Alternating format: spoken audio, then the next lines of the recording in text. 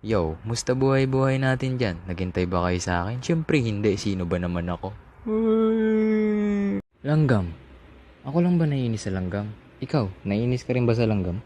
Well, ang pulang langgam lang naman talaga ang nakakainis kasi nga nangangagat. Kagat dyan, kagat dito, kagat doon. Sino ba namang hindi maiinis sa kagat ng puto? At ikukwento ko lang naman sa inyo kung saan talaga ako pinaka nainis sa langgam na to.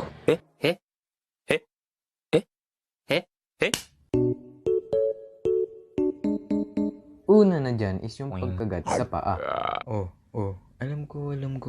Iniisip mo ngayon na, Jimem, ano nakakainis dun? Kinagat ka lang naman ng langgam sa paa.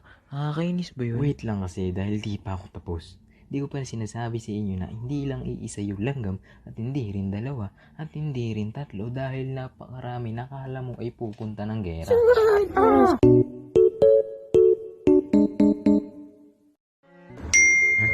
Mag-animate ka na. Maya na, ihi muna ako. May tao ba sa CR? Oo, merong tao dito. Sa labas na lang ako. A few seconds later. Wait. Aray! Nabasa pa nga ng sariling ihi. Uubusin ko lahi nyo eh.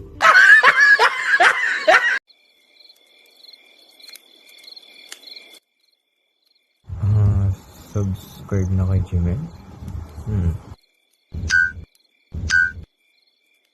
Hoy!